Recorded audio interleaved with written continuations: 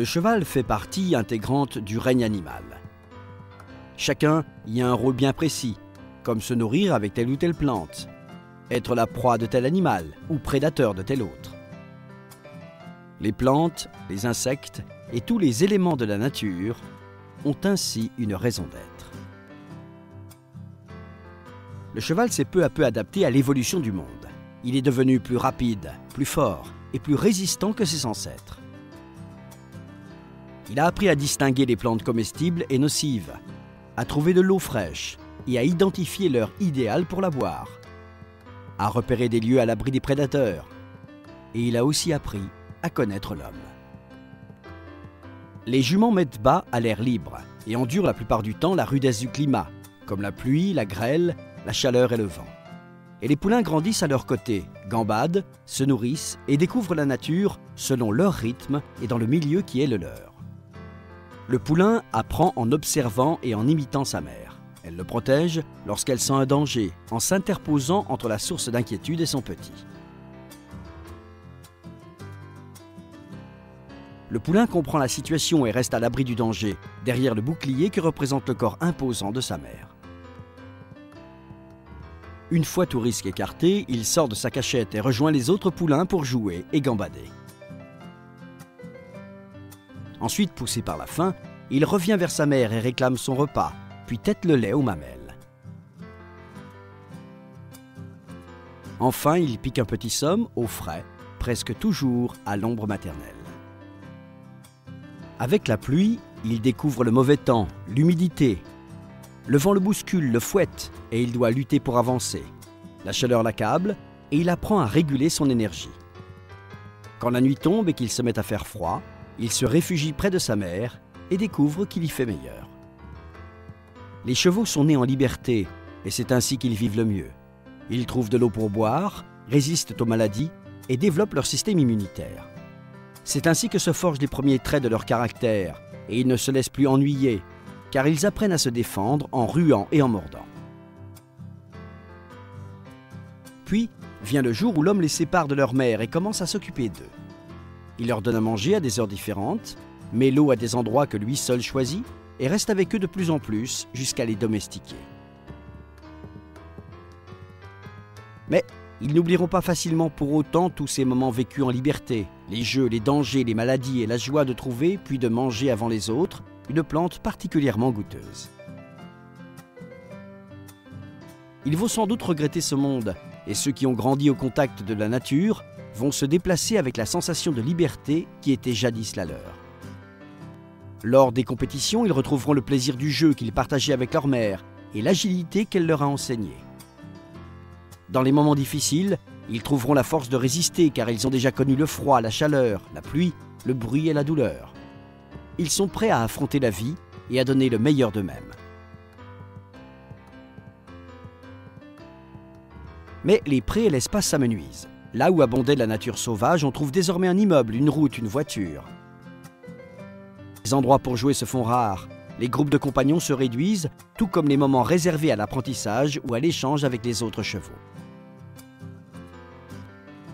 La nuit, ils dorment dans leur box, loin de l'étalon, fiers et indomptés, mais à proximité de la vieille jument qui ne veut plus jouer.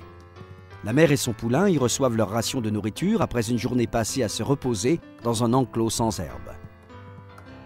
Les box les protègent du soleil, ce qui empêche leur pelage de se décolorer. Mais ils ressentent le manque de chaleur sur leur échine. Les box protègent du vent, mais ils doivent en conséquence supporter les mouches sur leurs oreilles. La nourriture qu'on leur donne est souvent très bonne, mais c'est rarement aux heures où ils ont faim. On leur donne une litière propre, confortable, de paille ou de sciure de bois, mais le sol est parfois dur, l'espace limité et l'ennui insupportable. Si nous possédons des chevaux, il ne fait aucun doute qu'ils gagneront à vivre au pré. Ils seront plus forts et lors des séances de travail, ils auront de l'énergie comme ils en avaient pour courir et s'amuser en liberté. Ils seront en bonne santé car leurs défenses naturelles se seront bien développées. D'ailleurs, il a été prouvé que les hommes qui vivent bien couverts dans des maisons chauffées tombent plus souvent malades et sont plus exposés au stress et à la fatigue que ceux qui vivent à la campagne ou dans une communauté. Là, le confort est sans doute limité, Mais les hommes passent souvent de bons moments ensemble et sont toujours en très bonne santé.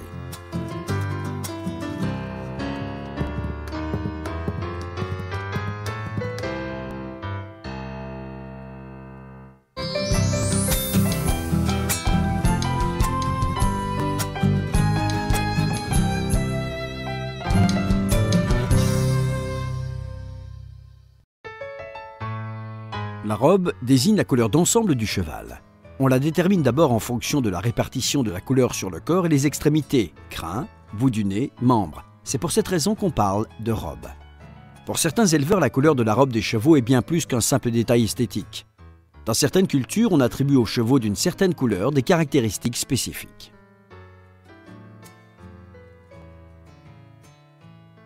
Par exemple, au XVIe siècle, lorsqu'on procédait à des sélections pour créer le cheval de pure race espagnole, appelé aussi PRE, on faisait une relation entre la robe des chevaux et leur caractère.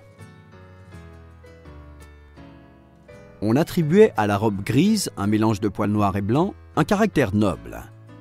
Et au bai, poil fauve à brun, extrémité noire, un tempérament fougueux.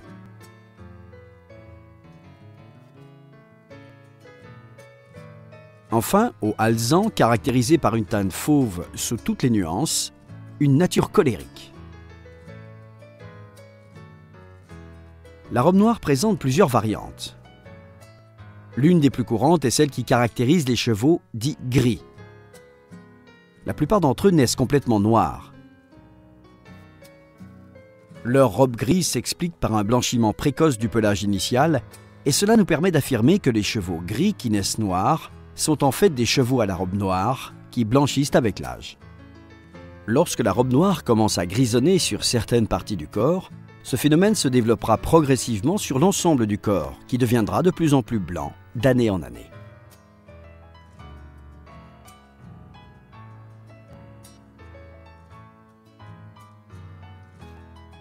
Aujourd'hui, le gris est la robe la plus fréquente chez le pure race espagnole, le PRE. 60 à 70% des chevaux de cette race sont gris. C'est pour cette raison que certains éleveurs de PRE pensent à tort que les meilleurs chevaux sont justement les gris. En fait, les gris étant majoritaires, cela augmente la probabilité de trouver de bons chevaux dans ce groupe donné. Nous savons en revanche qu'il est possible d'obtenir par une bonne sélection des chevaux à la robe noire très performants, et même des chevaux noirs issus d'un croisement entre deux géniteurs à la robe grise. La robe noire, non grisonnante, est de moins en moins présente chez les pures races espagnoles. Cette disparition progressive s'explique en partie par l'utilisation exclusive de chevaux noirs lors de cérémonies funèbres. Cette robe a fini par être associée à ce genre d'occasion.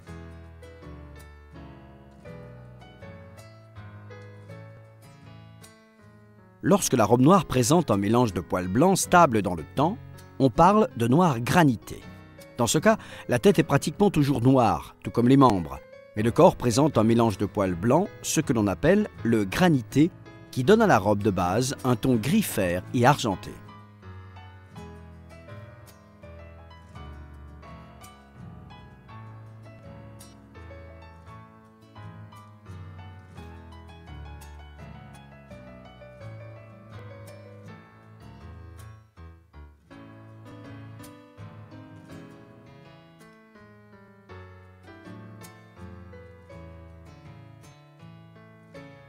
La robe noire peut être nuancée de zones fauves, notamment sur le bout du nez, les flancs, le ventre. On parle de noir pangaré. Il peut aussi arriver qu'un blanchiment soit dû à une carence génétique de mélanine. Cela se manifeste par des taches bien délimitées ou plus irrégulières. Lorsque ces taches sont diffuses et que le blanc s'associe avec le noir, le cheval tend vers un ton bleuâtre qui s'explique par l'association des poils et de la peau rose et noire. Pour cela, on appelle cette robe gris ardoise. Chacune des 4 principales robes de chevaux présente des variantes qui, à leur tour, se divisent en nuances. La liste de toutes ces variantes est très longue, et indépendamment de ce qui se disait dans l'Antiquité, il a été prouvé que la robe d'un cheval n'avait aucune influence sur son tempérament. D'autres facteurs vont déterminer sa personnalité. Certains seront d'ordre génétique, et d'autres seront liés à la façon dont l'homme l'aura traité depuis sa naissance.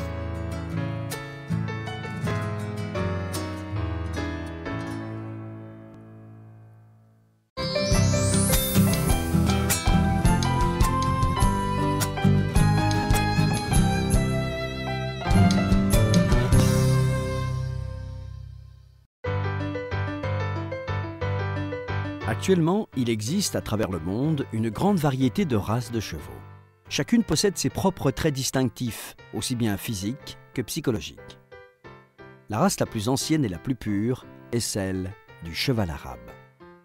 Comme toutes les races de chevaux et de poneys, le cheval arabe descend d'équidés sauvages de la préhistoire qui peuplaient les plaines et les steppes d'Europe et d'Asie avant l'apparition de l'homme. Ces spécimens primitifs étaient très proches du tarpan et du cheval sauvage d'Asie contemporaine. Le cheval arabe est originaire des régions désertiques de la péninsule arabique. On a retrouvé là-bas des représentations figurées de ces chevaux qui dateraient d'au moins 2500 ans avant Jésus-Christ. Avec les conquêtes musulmanes, le cheval arabe s'est répandu dans le monde entier et l'on retrouve dans la plupart des races actuelles des gènes de ce pur sang.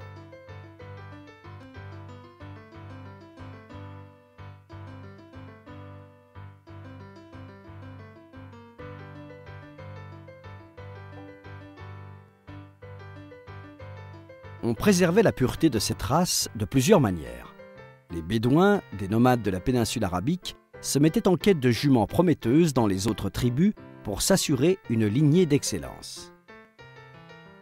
De même, les tribus qui possédaient de bonnes juments étaient prêtes à parcourir de longues distances pour les croiser avec un bon étalon d'une autre tribu.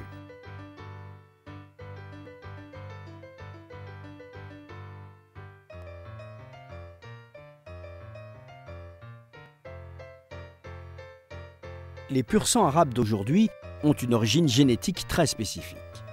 On ignore la relation exacte qui existait entre les chevaux d'origine, mais c'était sans doute une relation très étroite, car chaque lignée descend d'une seule jument, propriété d'une même famille. Dans la race arabe, comme dans les autres races, il existe certains traits distinctifs qui constituent le type ou standard. Ces traits doivent suivre des règles établies, bien qu'on puisse trouver certaines variations en fonction des objectifs précis de chaque éleveur.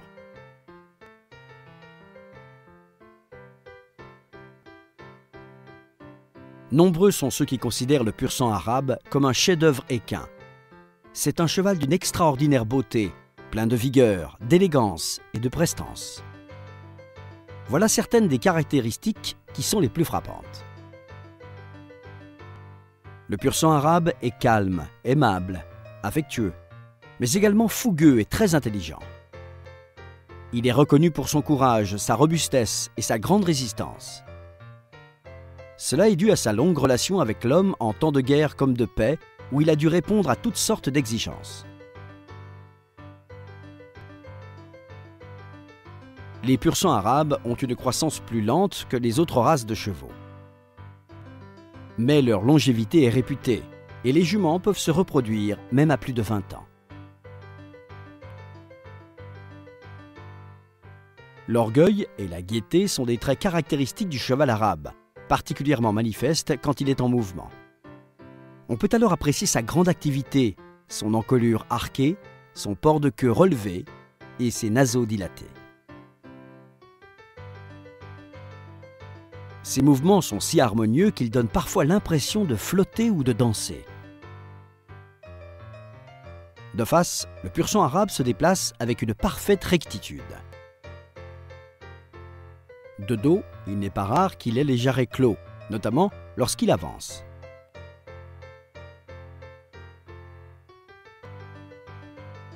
Dans des lignées différentes, au contraire, les animaux ont des jarrets ouverts. Ce sont deux manières de répondre à un besoin anatomique. La partie haute des membres antérieurs et une partie de la région postérieure qui avance sous l'abdomen placent le centre de gravité du pur-sang arabe un peu plus en arrière que ce qu'on peut observer chez les autres races de chevaux.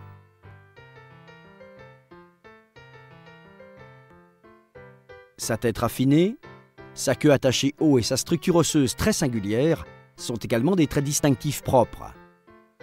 Sans ces caractéristiques, le pur-sang arabe perdrait son identité.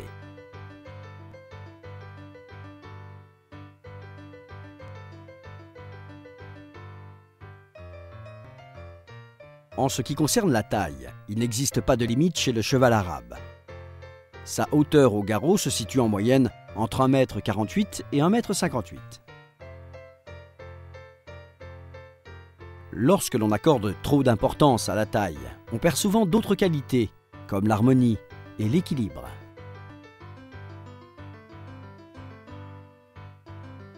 De profil, la tête d'un pur-sang arabe, vue de côté, est plus ou moins concave. La partie charnue, des joues jusqu'à la partie inférieure des ganaches, est assez large. Elle va en rétrécissant vers le bout du nez, si petit qu'il tient parfois dans la paume de la main. De face, le front est large, les yeux bien écartés et très expressifs. L'ossature de la mâchoire est nettement marquée, le nez fin. En revanche, les naseaux sont ouverts avec un bord très délicat et légèrement courbé vers le haut. Ils sont très mobiles et possèdent une grande capacité de dilatation. La position des yeux est un peu plus basse que chez d'autres races et leur couleur est marron foncé. Le blanc visible autour de l'œil n'est pas considéré comme un défaut. Lorsque le cheval est au repos, ses naseaux se trouvent parallèles au profil de la tête et peuvent être très expressifs.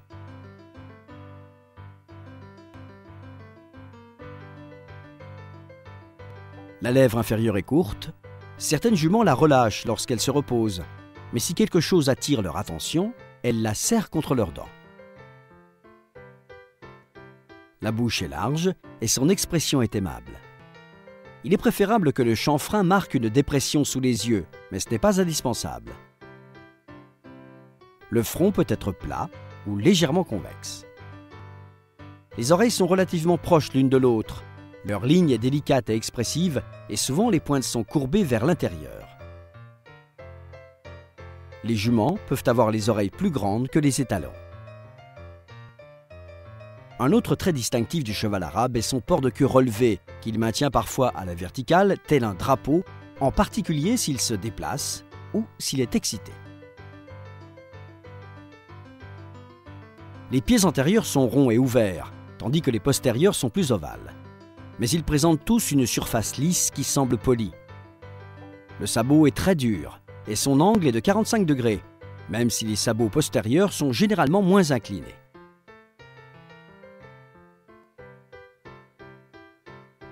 Le poil soyeux est si fin qu'il laisse deviner les veines et leurs dessins sur la peau. On trouve très peu de poils autour des yeux et sur le nez. Les membres sont pratiquement dépourvus de fanons. La peau est très fine et douce au toucher, elle laisse deviner les veines. La crinière et la queue sont elles aussi fines et soyeuses, pas trop abondantes. On les laisse en général naturelles et assez longues. Comme pour toute autre race, il est très important que l'éleveur définisse ce qu'il attend de ses chevaux avant de se mettre en quête d'un reproducteur. Le pur-sang arabe a joué un rôle fondamental dans l'évolution de presque toutes les races connues à ce jour. En raison de la pureté de son pédigré, cette race est considérée comme la mère de toutes les races de chevaux, car elle transmet de génération en génération son caractère unique et son incomparable élégance. De nos jours, les chevaux arabes se trouvent dans de nombreux pays, avec certaines variantes liées aux préférences locales, au climat et au pâturage. Même si le temps du désert et de la cavalerie militaire est révolu, le pur-sang arabe a de beaux jours devant lui, aux côtés de l'homme, grâce à ses extraordinaires qualités.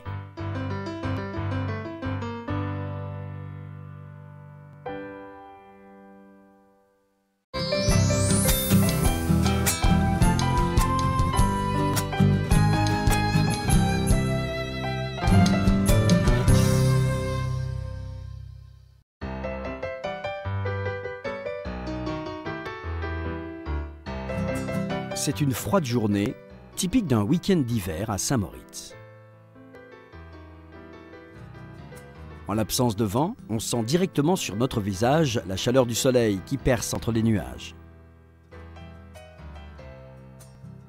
Ces jours-ci, les traditionnels jeux hippiques se déroulent sur le lac gelé. Ces jeux durent 6 jours au total et sont répartis sur 2 week-ends consécutifs. Cette manifestation s'appelle le Wild Turf. L'une des épreuves au programme est le ski joring, ou ski tracté. Sur le site des épreuves, il est difficile de ne pas remarquer les grands panneaux et les drapeaux qui font la publicité des produits les plus divers. Le circuit a la forme d'un 6 renversé. La piste elle-même est constituée par la glace du lac, mais la neige tombée et scrupuleusement damée ces derniers jours indique le parcours. Elle assure aux sabots un impact moins brutal sur la piste. L'intérieur de la piste est délimité par une barrière en plastique très visible. Sur cette piste, tous les concurrents de la journée devront s'élancer dans le sens des aiguilles d'une montre.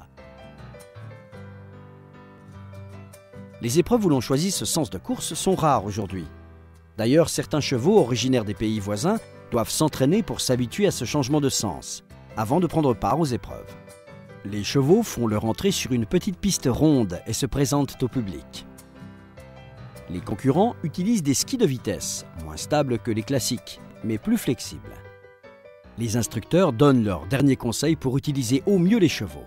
Le public vient se mêler à eux et les observe. Quant aux chevaux, ils n'ont pas l'air inquiets. La plupart des concurrents sont des femmes. Elles courent dans la même catégorie que les hommes, qui sont souvent beaucoup plus forts.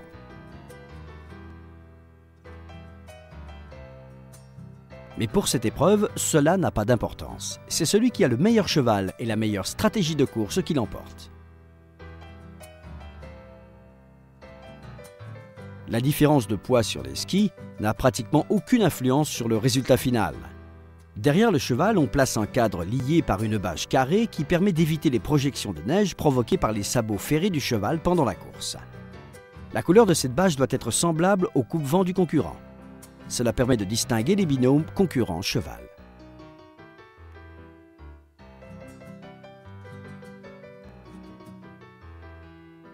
À l'extrémité de la bâche se trouve une barre, ou timon, où l'on attache les rênes qui sont reliées à la bouche du cheval.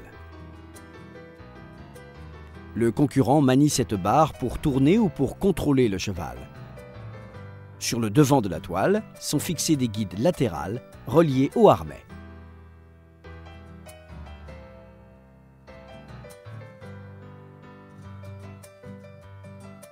Pour augmenter la vitesse, le concurrent peut saisir le centre de la bâche. Cela libère la bouche de l'animal, mais il reste attaché au guide.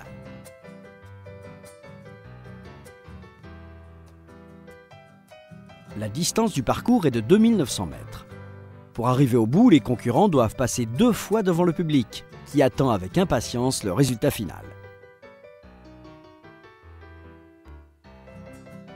Chacun se garde de montrer sa joie ou sa déception. En Suisse, le public est très respectueux.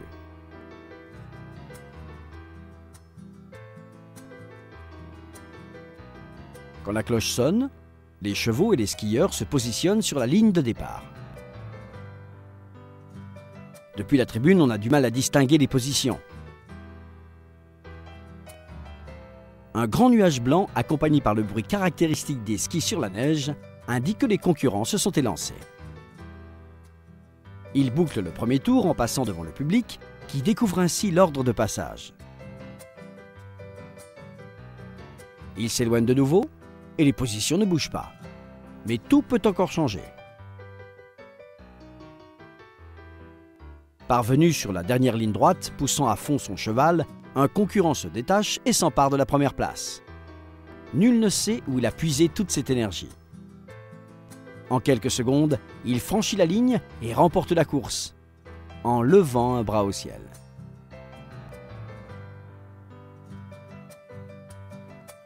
Lorsqu'il rejoint le public, la remise des prix débute à l'endroit réservé à cet effet. Le propriétaire, l'entraîneur et le skieur reçoivent leur récompense.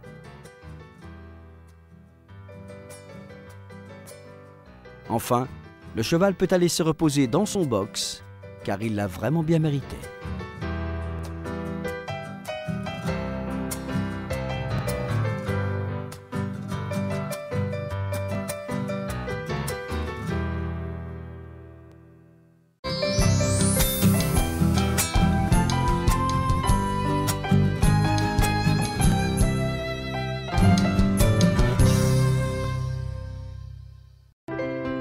Il n'est pas difficile de constater une boiterie quand elle est prononcée et saute aux yeux.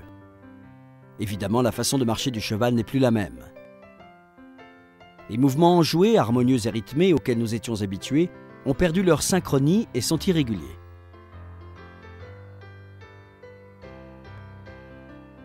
La marque d'une blessure, une inflammation ou l'observation d'un membre qui ne se pose plus permettront au vétérinaire de faire un diagnostic assez aisément. Mais entre une lésion évidente et l'apparition d'une douleur, il existe de nombreuses possibilités qui peuvent tromper même le professionnel le plus averti. Il faut tout d'abord connaître la façon dont se déplace normalement un cheval. Au pas, un cheval en bonne santé déplace de façon uniforme les antérieurs et les postérieurs. La tête accompagne le mouvement de l'avant-main avec un balancement latéral et une oscillation verticale due au mouvement des membres. En revanche, le garrot avance sans osciller latéralement. La queue accompagne l'arrière-main en se balançant d'un côté à l'autre. On peut remarquer que lors de ce balancement, la pointe de la queue reste toujours à la même hauteur. Le sacrum, c'est-à-dire la base de la queue, maintient sa ligne longitudinale, mais aussi latéralement, à la différence du garrot.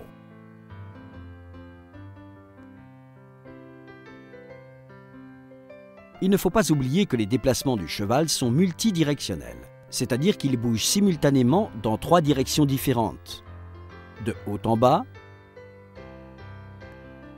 de droite à gauche et d'avant en arrière.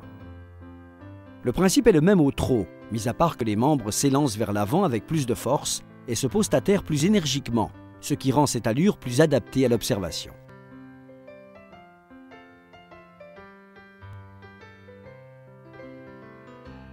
Pour analyser ce phénomène, il faut observer une personne blessée à une jambe en train de marcher. On remarque qu'elle évite de s'appuyer sur cette jambe en effectuant un pas plus court. L'autre jambe exécute un pas plus long et reporte ainsi sur elle tout le poids du corps. Il en va de même chez le cheval. En observant un animal qui boite, on constate qu'au pas, il cherche à reporter le poids de son corps sur son membre valide afin de soulager le plus possible celui qui le fait souffrir. Si la lésion se trouve sur l'avant-main, le cheval reportera le poids de l'encolure et de la tête sur le membre antérieur valide. Quand il marche, on peut noter que le cheval abaisse la tête au moment même où il pose à terre le membre antérieur qui va recevoir tout le poids. Nous en déduirons qu'il s'agit du membre valide. Observons à nouveau le mouvement. Il soulève la tête, puis pose le membre antérieur en un geste bref. Il s'agit du membre touché. Puis il baisse la tête, pose l'autre membre dans un pas plus long, c'est le membre valide. Il en sera de même pour les membres postérieurs, mais on ne se basera plus sur les mouvements de la tête.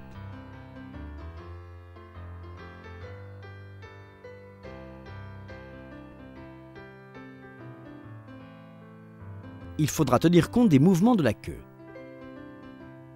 Si la queue s'abaisse beaucoup, c'est le signe que le cheval a reporté une grande partie de son poids sur le membre posé au sol à ce moment-là.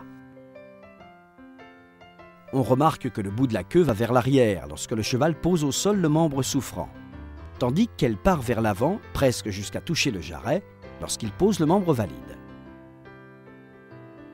Au trot, il va reporter un plus grand poids sur les membres en appui, et s'il y a lésion, elle sera beaucoup plus facile à identifier.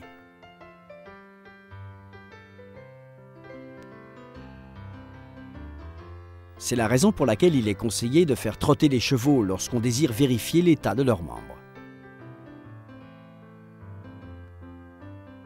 Un mouvement régulier de la tête indique que les membres antérieurs ne présentent pas de lésion. Il en sera de même avec la queue et les membres postérieurs.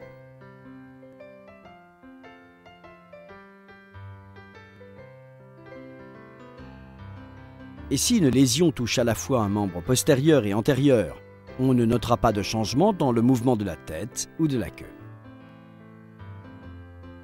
Il est recommandé en général de surveiller les chevaux dont l'allure est empruntée. En effet, la plupart des blessures entraînent la rigidité des mouvements chez le cheval.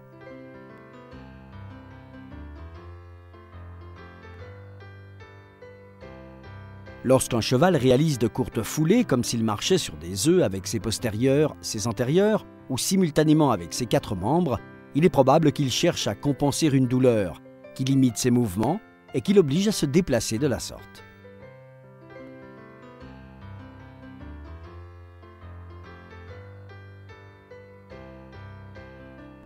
C'est le vétérinaire qui livre un diagnostic à propos de la blessure. mais c'est nous qui devons repérer les altérations dans les mouvements du cheval. N'oublions jamais qu'une lésion traitée dans les temps favorise une issue positive.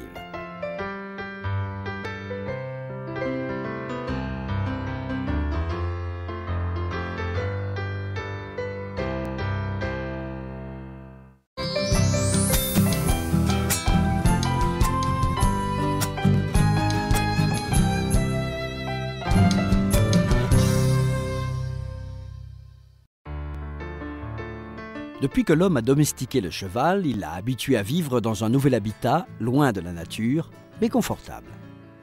Il est important de connaître les paramètres de base qui permettront d'apporter à chaque fois de nouvelles améliorations. Le cheval vit dans le box, c'est donc surtout lui qui doit bien s'y sentir.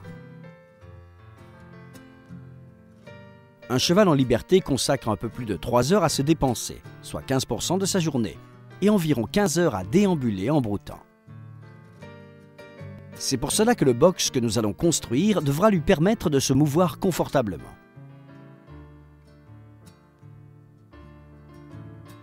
Sachant qu'un cheval mesure entre 2 mètres et 2,50 m de long, les murs devront mesurer au moins 3 mètres pour laisser au cheval une liberté de mouvement suffisante. On peut donc imaginer un box de 2,50 m sur 3, en particulier pour les races de petite taille ou pour des chevaux qui, pendant la journée, ont l'occasion de déambuler librement. Le box destiné à la mise bas doit être plus grand, car l'espace doit permettre à la jument de réaliser des mouvements amples. On conseille donc un box de 4 mètres sur 4, voire de 5 mètres sur 5. Grâce à cet espace et ce confort, la jument sera plus à l'aise et l'homme pourra l'assister. La porte du box doit être assez large, au moins 1,50 m, pour éviter que le cheval ne se cogne au passage. Rien ne doit dépasser à l'intérieur du box, ni ferrure, ni charnière, ni serrure, qui pourront blesser le cheval. Dans le cas de porte coulissante sur rail, il faudra s'assurer que la serrure ne dépasse pas du mur au passage du cheval. Une porte à double battant, dont la partie supérieure s'ouvre, permet au cheval de passer la tête pour regarder ce qui se passe dehors. Si la partie haute est munie d'une grille, cela réduit le champ d'observation. Cela empêche aussi qu'il prenne appui sur la porte. Il existe aussi un système de grille en forme de V qui permet aux chevaux de sortir la tête sans pouvoir entrer en contact avec leurs voisins. C'est une façon d'éviter que les chevaux se provoquent entre eux. L'écurie doit être suffisamment aérée, à l'aide de petites ouvertures qui laissent s'échapper l'air vicié. Une trop faible aération peut altérer les voies respiratoires du cheval. Il est préférable que le mur séparant 2 boxes mitoyens fasse au moins 2,50 m de haut, car on a déjà vu des chevaux escalader un mur trop bas pour tenter de rejoindre leurs voisins de boxe, surtout s'il s'agit d'un étalon séparé d'une jument par un simple mur. On conseille de laisser aux chevaux la possibilité de se voir, de se flairer et de se sentir proche des autres. À cet effet, on peut installer sur le mur mitoyen de petites fenêtres avec des grilles qui doivent se trouver à hauteur des yeux pour un cheval au repos. Ils pourront ainsi se sentir en compagnie et par conséquent protégés et détendus. Le revêtement du sol alimente encore la polémique. Certains préfèrent un sol en terre, car selon eux, il reste perméable et évacue l'humidité de l'urine sans gêner le cheval. D'autres optent en revanche pour un sol en ciment, d'autres encore pour un sol en caoutchouc. Là où le sol est très fin et très perméable, il est préférable de choisir un revêtement en terre, en particulier dans les zones sableuses ou terreuses. L'inconvénient avec ce genre de sol est que la plupart des chevaux le grattent avec leurs pieds. Ils font des trous qu'il faut reboucher pour maintenir le sol à niveau. Le sol en ciment est bien plus pratique à nettoyer et le problème des trous ne se pose pas. Mais il use les fers des chevaux gratteurs plus que tout autre revêtement. On trouve à certains endroits des sols en briques avec des joints en ciment. La brique est très absorbante et ses irrégularités offrent une meilleure prise au cheval et limitent les glissades. Pour éviter la dureté du sol et les glissades, on trouve aussi des revêtements en caoutchouc. Il existe des tapis en bande de ce type dont l'épaisseur et la longueur assurent une très bonne résistance dans le temps. La mangeoire se trouve d'ordinaire en hauteur, au niveau de la bouche du cheval. Cela permet d'éviter qu'il ne gratte la mangeoire lorsqu'il a fini son repas. À dire vrai, les chevaux sont faits pour manger à même le sol. C'est la meilleure position pour eux. L'abreuvoir doit permettre au cheval d'avoir de l'eau en permanence, tant qu'il veut et quand il veut, car c'est un élément vital pour lui. On recommande les abreuvoirs à flotteur assez hauts, de façon à ce que le cheval ne puisse pas y mettre les pieds. En revanche, les abreuvoirs à palettes que le cheval doit actionner en poussant avec leur nez ne sont pas idéaux.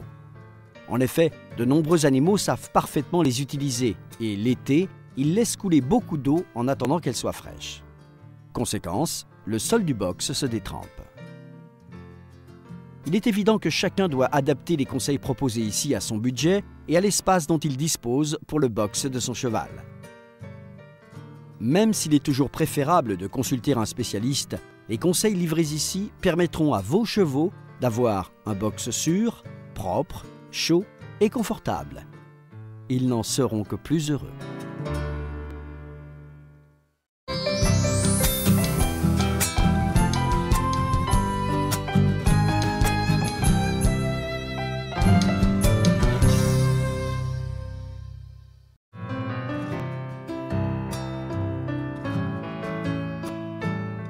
Nous avons déjà vu dans cette encyclopédie équestre que la nature d'une proie est de fuir face à un prédateur. Le cheval est la proie et l'homme le prédateur. C'est pour cette raison qu'il n'est jamais facile de s'approcher de chevaux qui n'ont encore jamais fréquenté l'homme et qui sont de ce fait toujours à l'état sauvage. Il faudra donc les apprivoiser et les domestiquer.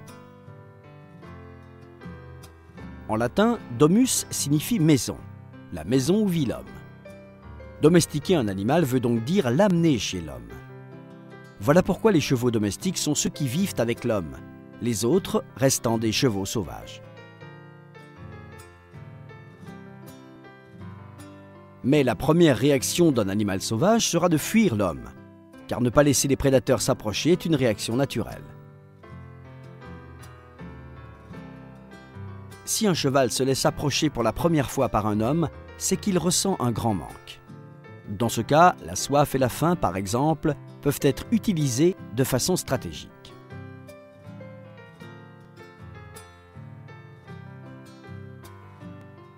Pour mettre en pratique cette technique, il faut laisser les chevaux dans un enclos, sans eau ni nourriture, pendant toute une journée.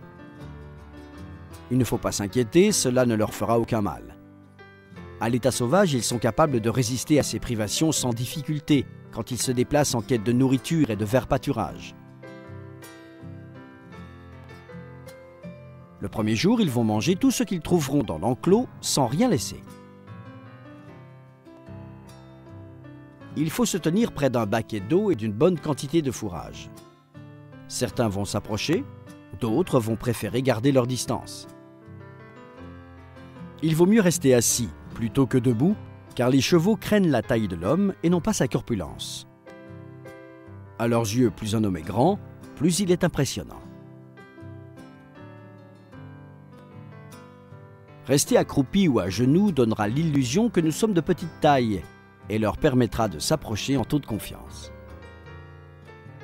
Le deuxième jour, on leur porte de nouveau à boire avec un peu de nourriture.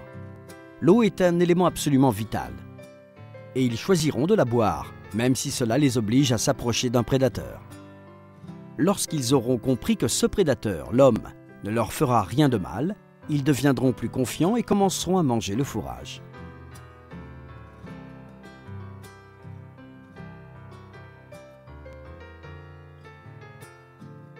Évidemment, plus le temps va passer, plus leur faim sera grande.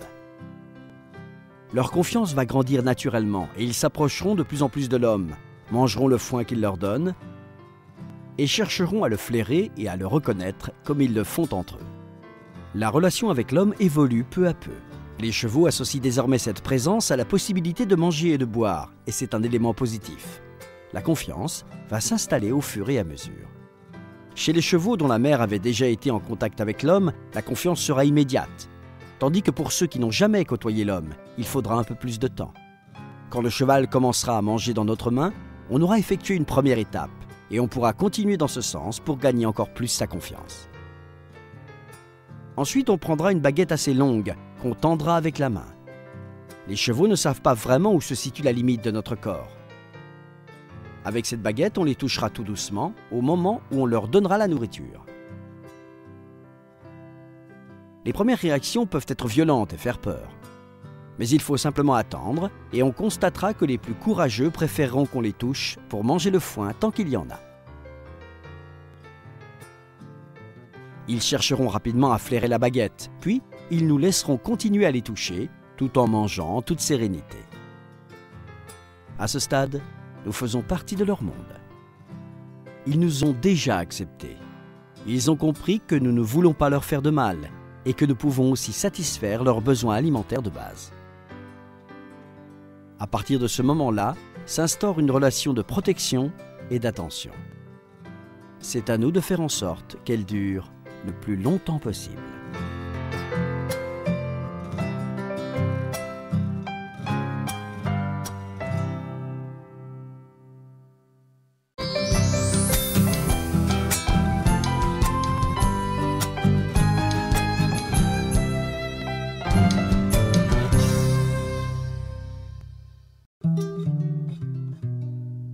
Sur la tête du cheval sont concentrés tous ses sens. Oui, toucher, vue, goût, odorat. C'est peut-être pour cela qu'il est souvent difficile de toucher la tête d'un poulain, quand bien même il vient de naître et n'a aucune notion des dangers de l'existence.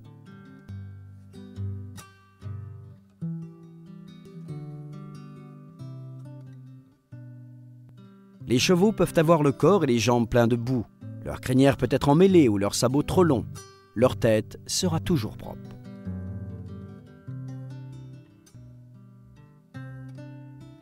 Cette partie de leur corps est toujours en éveil, que ce soit pour détecter un mouvement, apercevoir une silhouette, sentir une odeur étrange ou une brise différente. C'est ainsi qu'ils échappent aux prédateurs. Mais il faut savoir qu'on ne touche pas un cheval comme l'on caresse un chien.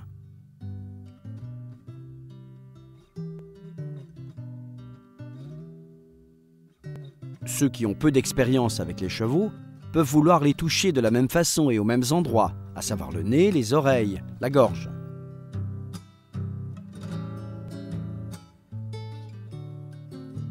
Un animal qui a un instinct de proie est constamment attentif à ce qui l'entoure et ne se laissera toucher les yeux et les oreilles que s'il est absolument certain que la situation le lui permet.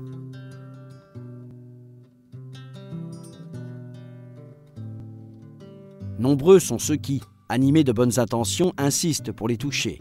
Ils provoqueront hélas une défiance du cheval envers l'homme, dont la conséquence peut être le refus de se laisser toucher les oreilles.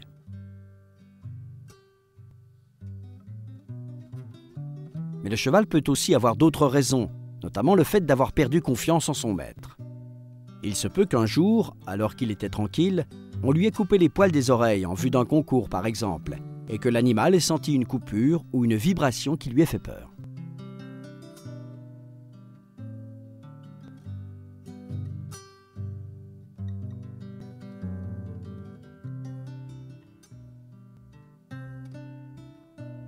Par ailleurs, dans certaines régions du monde, on ne dresse les chevaux qu'à l'âge adulte, et la coutume veut que l'animal soit attaché à un poteau.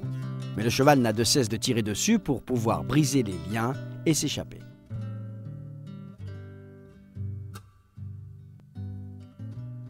Chacun de ces efforts s'exerce sur la nuque, où le licol est attaché.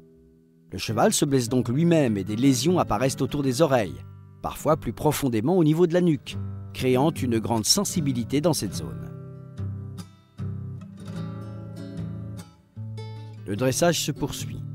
Les poils de la nuque recouvrent peu à peu la peau, cachant ainsi les blessures. Mais la douleur reste présente et toucher un cheval à cet endroit sera quasi impossible. Pourtant, même si les blessures se referment, même si le cheval reprend confiance et ne ressent plus de douleur, lui toucher les oreilles peut continuer à poser problème. Mettre un licol ou une bride peut devenir une manœuvre très délicate, voire une lutte pénible qui va transformer ce moment en corvée. Il devient impossible de toucher cette zone sensible. Si nous insistons bêtement, nous nous exposons à des coups de tête, des ruades et des bousculades. Il faut éviter ces désagréments, d'autant plus qu'il existe des solutions très simples.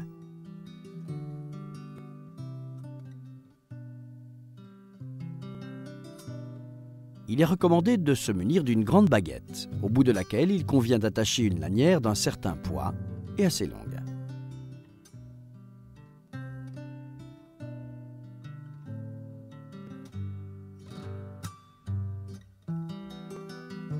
Lorsqu'on a tenté de toucher les oreilles de la jument pour la première fois avec la corde, nous nous sommes placés assez loin d'elle, en utilisant la longueur de la baguette, et nous avons pu ainsi éviter sa réaction violente sans courir aucun risque.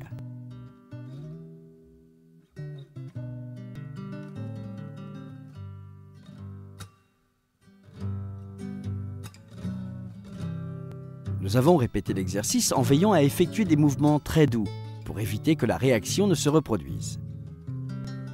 Cette fois, la jument reste calme et nous parvenons à lui passer la corde sur la nuque. Nous avons touché la zone sensible avec des mouvements de va-et-vient. Dès qu'elle se crispait, nous relâchions un peu les mouvements. Lorsqu'elle se détendait, on avançait de nouveau vers les oreilles.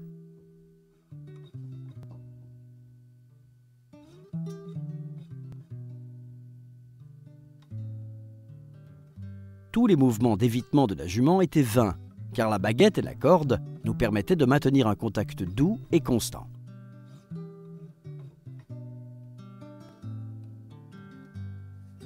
Finalement, la jument a accepté le contact de la corde sur ses oreilles. Une fois qu'elle a compris que personne ne lui ferait de mal, elle s'est même laissée toucher par la baguette. Nous l'avons ensuite caressée avec la main. Ainsi, la jument a pu s'habituer à cette nouvelle sensation sans se crisper ou s'énerver. Toute tension perçue chez l'animal doit nous inviter à arrêter notre geste et à le reprendre quand il se décontracte.